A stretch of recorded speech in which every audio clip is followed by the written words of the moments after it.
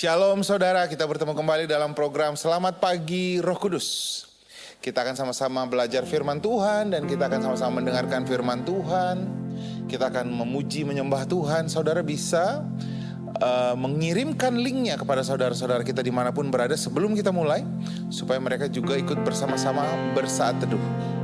Dan jangan lupa setiap kali kita melakukan pujian penyembahan, saudara bisa klik di YouTube saudara tulisan CC supaya ada teks lagunya, supaya kita bisa sama-sama memuji dan menyembah Tuhan. Mari kita tutup mata kita datang kepada Tuhan, kita bawa hati kita. Terima kasih Tuhan, anugerah-Mu besar, kasih-Mu hebat.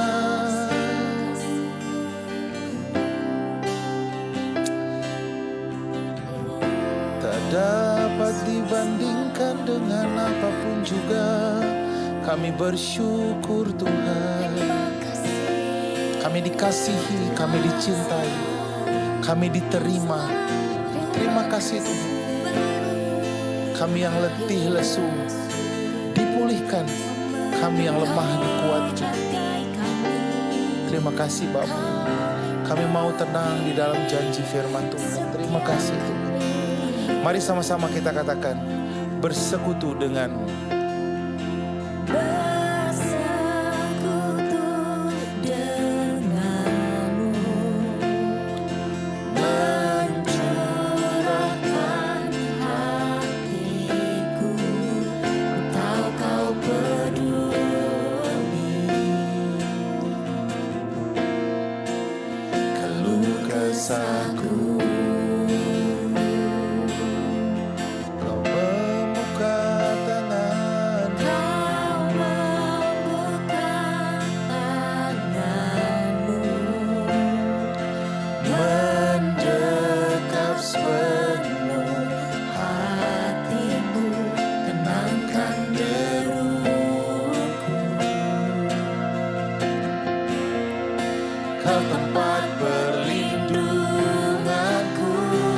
Sama-sama kita angkat tangan kita dan kita katakan, ku angkat tanganku, memandang pada kemuliaan-Mu. Di tengah deru badai hatiku, ku tahu aman karena kasih-Mu. Dalam dekapan-Mu, ku renungkan setiap janji firman-Mu. Hatiku tenang bukan karena melihat, tapi percaya setiap kata-Mu.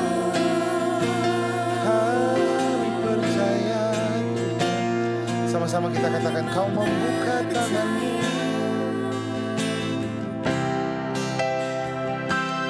Kau membuka tangan-Mu, mendekap sepenuh hatimu, tenangkan deruku. Kau tempat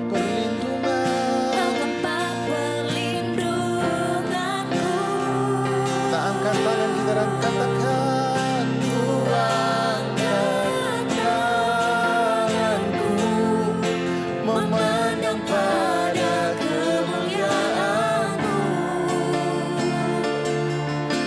Di tengah deru badai hatiku,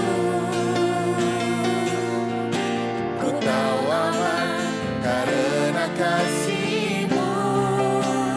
Dalam dekapan-Mu, ku renungkan setiap janji firman-Mu. Hatiku tenang bukan karena melihat, tapi percaya. Kembali kita katakan, ku angkat tanganku, ku angkat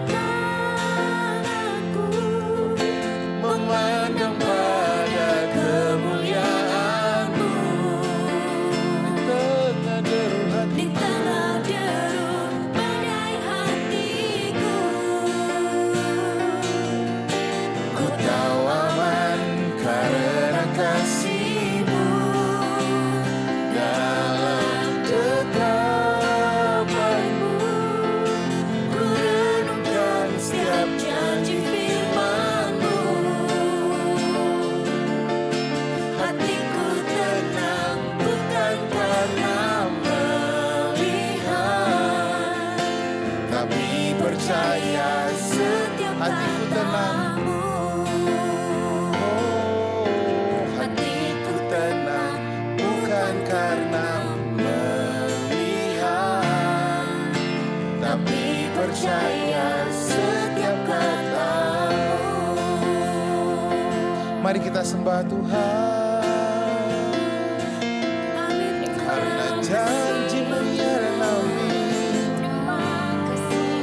Kami mau melihat kepada karya-Mu, betapa hebatnya Tuhan, betapa dahsyat perbuatan-Mu. Terima kasih Tuhan, Kau yang memenangkan badai, meredakan gemuruh. Terima kasih Bapa, kami mau berkata ya dan amin untuk setiap janji firman. Kami mau percaya Tuhan,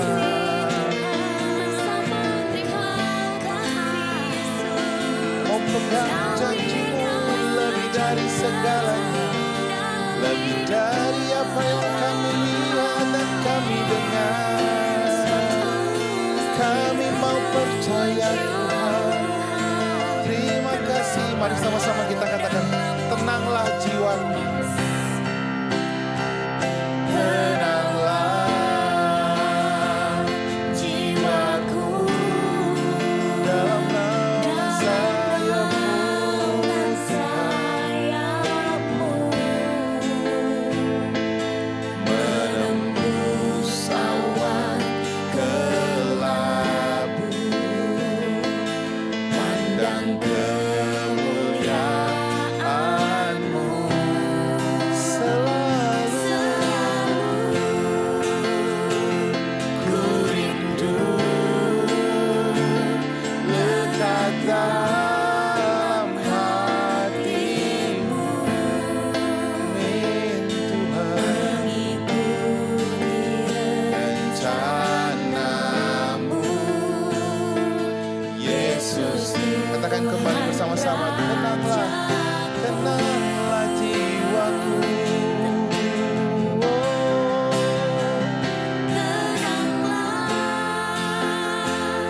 Jiwaku dalam naungan sayap-Mu, menembus awan kelabu,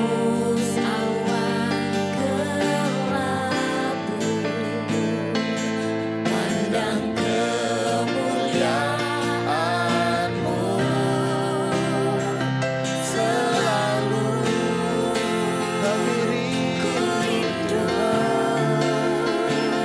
lekat dalam hati-Mu,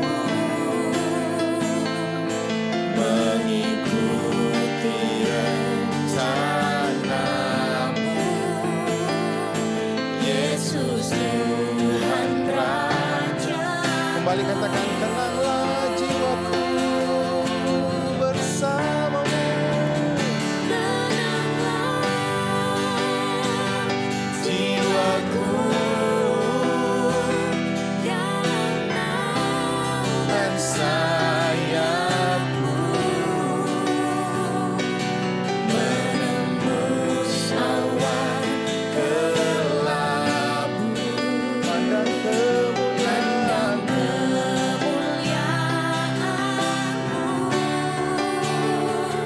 selalu. Tuhan, lekat dalam hati-Mu, mengikuti rencana-Mu, Yesus Tuhan Raja. Katakan, mengikuti rencana-Mu Tuhan, mengikuti rencana, mengikuti rencana-Mu. Sekali lagi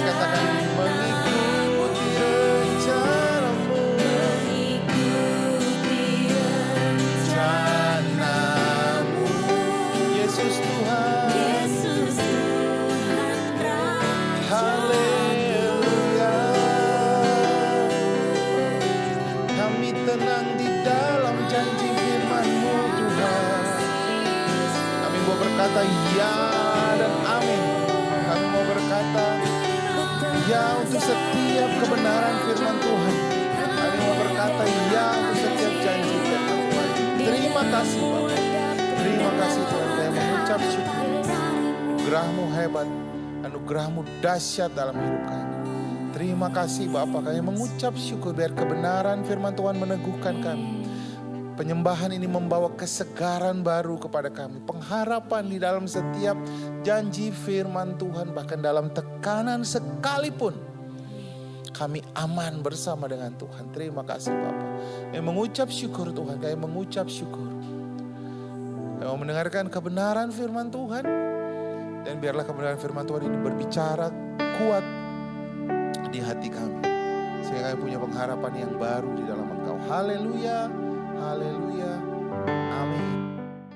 Shalom saudara. Kita akan mendengarkan firman Tuhan. Hari ini kita akan belajar firman Tuhan tentang tinggal tenang dalam janji Tuhan. Banyak anak-anak Tuhan yang tidak bisa melihat kepada janji Tuhan sebagai pengharapan yang pasti. Seperti yang ditulis dalam kitab Ibrani 6. Supaya kamu menjadikan pengharapanmu satu milik yang pasti. Kita nggak bisa melihat semuanya itu. Pengharapan kita itu sepertinya tidak jelas. Itu sebabnya kita menjadi bimbang dan khawatir.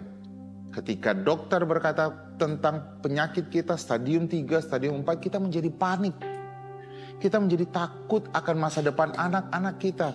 Kita menjadi takut akan masa depan keluarga kita. Karena penyakitnya sudah parah. Atau mungkin saudara yang saat ini sedang bermasalah dalam masalah keuangan. Dan kita menjadi panik karena sepertinya tidak ada lagi jalan keluar. Saya mau katakan sama saudara, Tuhan itu adalah Tuhan yang membuka jalan di padang gurun. Dia adalah Allah yang menyediakan mana setiap hari kepada bangsa Israel 40 tahun dan tidak pernah terlambat. Dia yang menyediakan daging burung puyuh setiap sore kepada bangsa Israel dan tidak pernah terlambat. Bahkan ketika mereka tidur di malam hari, Tuhan menudungi mereka dengan tiang api supaya mereka tetap hangat. Dan api juga menghalau binatang predator untuk mendekati mereka. Dan di siang hari ada tiang awan yang melindungi mereka dari panasnya matahari. Saudara, lihat penjagaan Tuhan sempurna bagi bangsa Israel. Dan penjagaan yang sama juga terjadi bagi saudara dan saya. Bahkan di saat kita mendengar saat ini sedang terjadi perang dagang yang luar biasa. Dolar bahkan sampai beberapa hari yang lalu 17.000 saudara.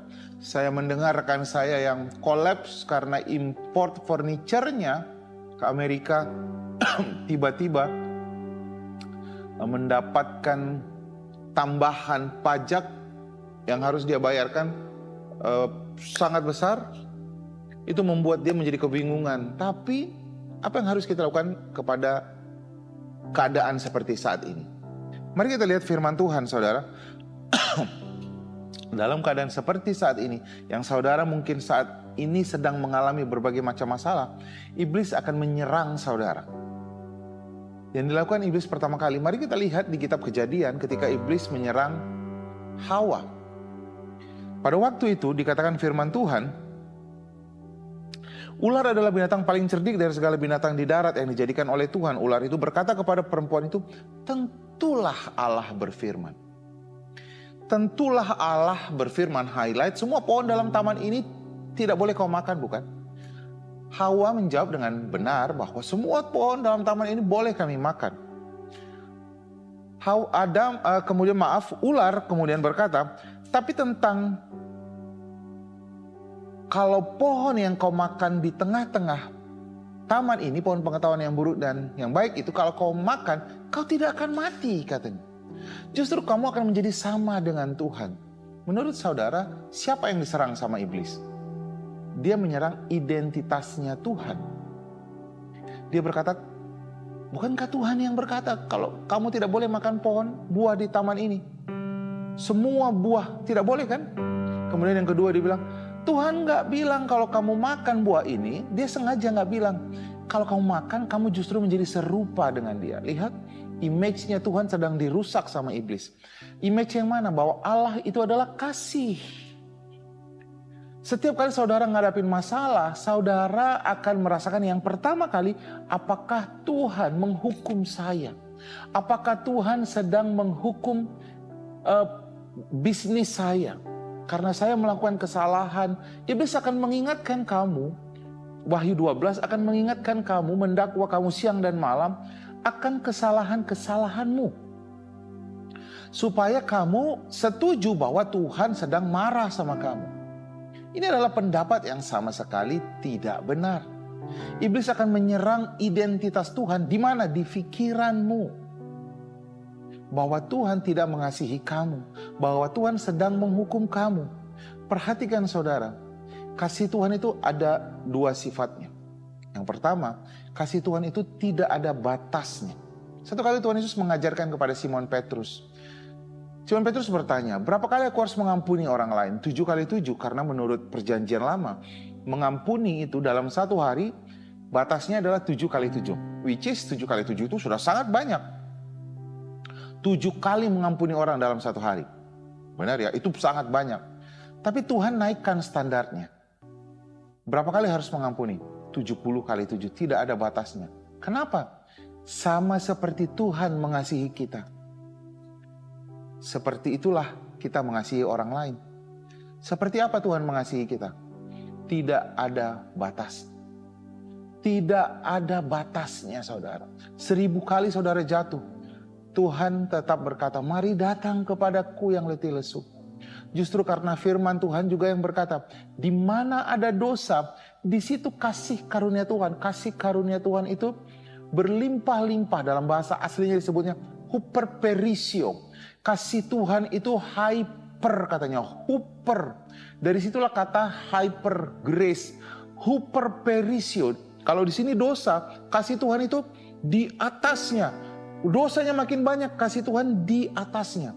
Menunjukkan bahwa Tuhan itu, kasih Tuhan lebih besar dari setiap dosa yang kamu lakukan dan tidak ada batasnya. Yang kedua, kasih Tuhan itu tidak ada syaratnya. Saat ini ada banyak orang yang mengajarkan bahwa kita dapat menerima kasih Tuhan kalau kita terlebih dahulu berpuasa dulu. Kamu tunjukkan dulu buahnya, baru Tuhan mau menyembuhkan kamu. Tunjukkan dulu dong bahwa kamu berubah, baru Tuhan mau menyembuhkan kamu. Ini prinsip yang sama sekali salah.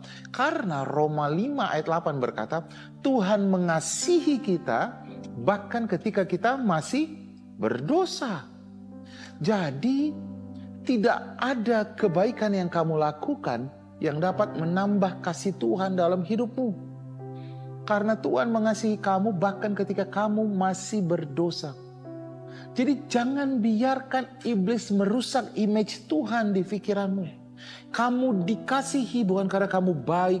Sekarang orang mengajarkan bayar dulu persepuluhan, lakukan ini dulu. Bayar dulu ini. Puasa Esther, puasa Daniel, puasa apapun, baru kamu menunjukkan kesungguhan hati. Tidak.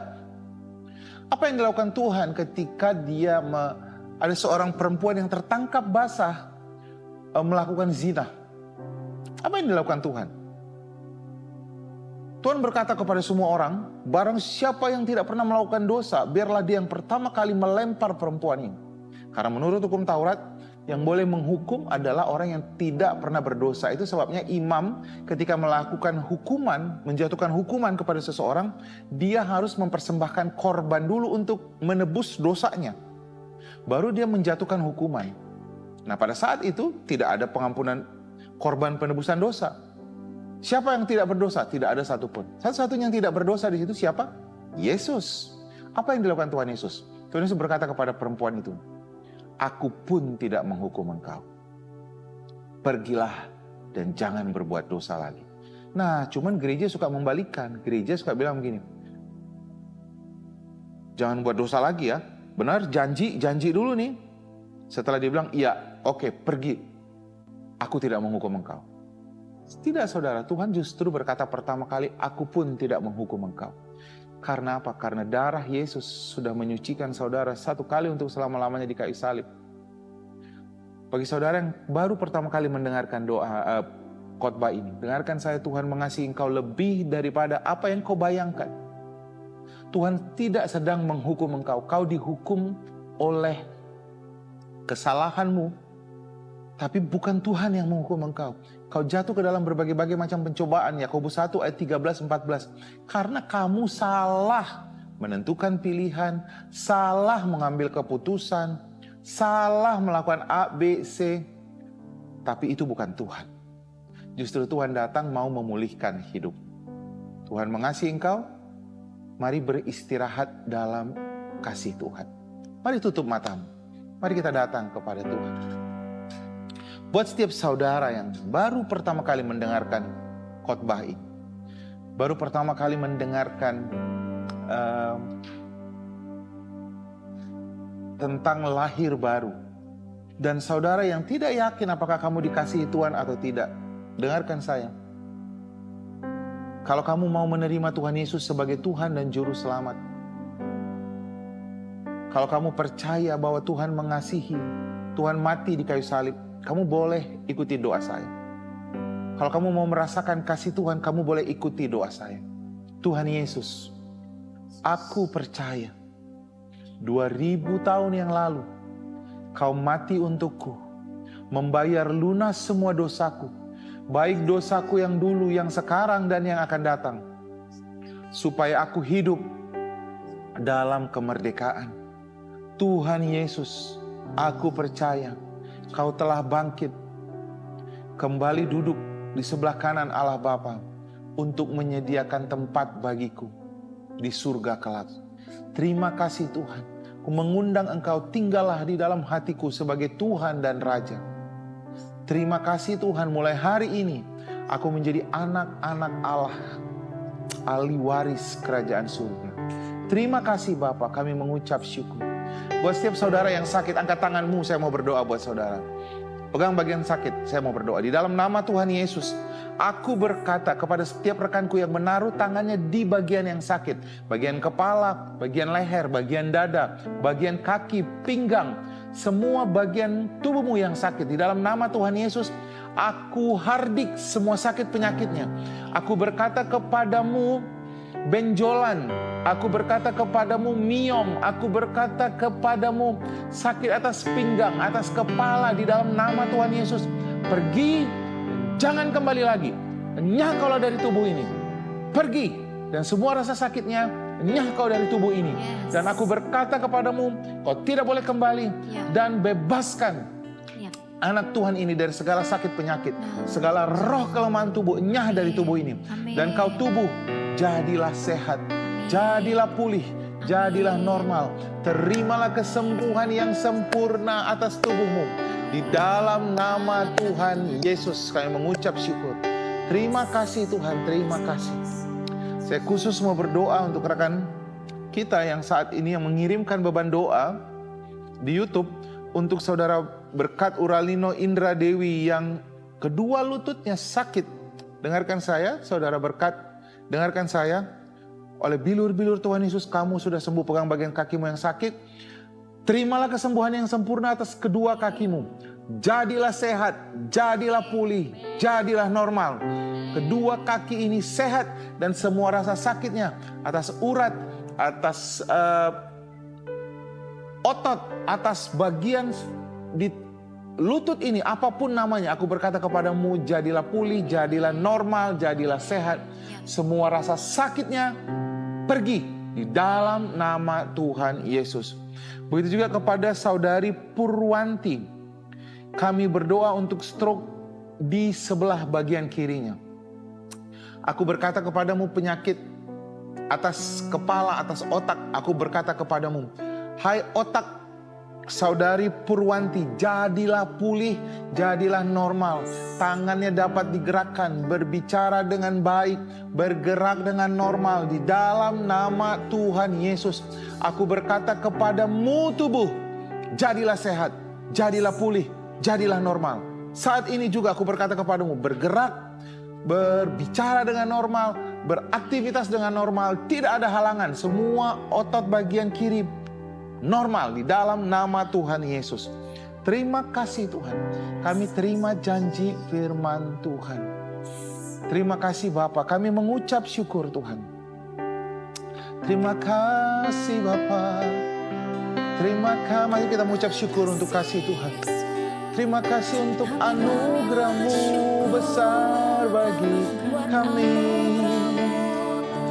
Terima kasih. Kuasa pengorbanan-Mu di kayu salib itu hebat bagi kami Tuhan. Dahsyat bagi kami. Terima kasih Tuhan. Ayo mengucap syukur Tuhan, Kau melayakkan kami untuk menerima anugerah. Terima kasih untuk kesembuhan yang sempurna. Terima kasih untuk keselamatan.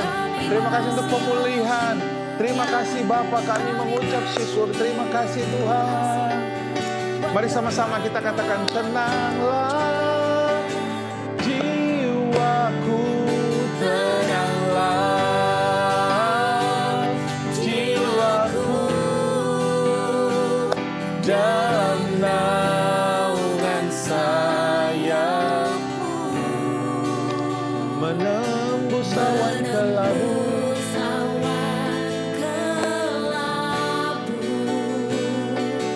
Pandang kemuliaan-Mu selalu.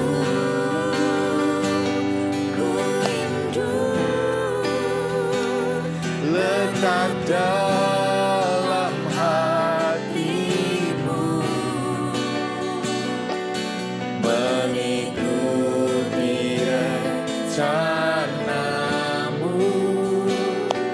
Sekali katakan, tenanglah jiwaku Tuhan, tenanglah jiwaku dalam naungan sayap-Mu, menembus awan kelabu. Pandang kemuliaan-Mu selalu. Ku rindu lekat dalam hati-Mu, mengikuti rencana-Mu. Yesus, mengikuti rencana-Mu, mengikuti rencana-Mu. Sekali katakan, mengikuti rencana-Mu Tuhan,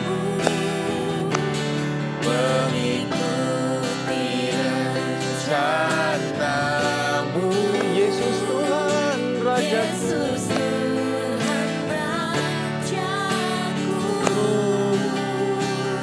Haleluya Tuhan, haleluya. Mengucap syukur, anugerah Tuhan hebat bagi kami, anugerah Tuhan besar bagi kami. Sehingga kami dapat melihat betapa berharganya kami di hadapan Tuhan. Punya harapan yang baru hari ini. Kami percaya kebajikan dan kemurahan akan mengikuti kami di rumah kami, di pekerjaan kami, di kantor kami, di sekolah kami, di kampus kami, dimanapun kami berada. Kami melihat kemurahan Tuhan bersama-sama dengan kami. Haleluya Tuhan, haleluya. Kami mengakhiri saat teduh kami. Haleluya, amin, amin. Puji Tuhan, program Selamat Pagi Roh Kudus sudah selesai. Saudara, program ini dapat di-share kepada semua orang. Saudara dapat menjadi pemberita-pemberita Injil kepada rekan-rekan kita dimanapun dengan cara men-share link dari Selamat Pagi Roh Kudus ini. Saudara dapat mengikutinya kembali setiap hari Selasa dan hari Kamis. Dan Tuhan memberkati kita semuanya. Shalom.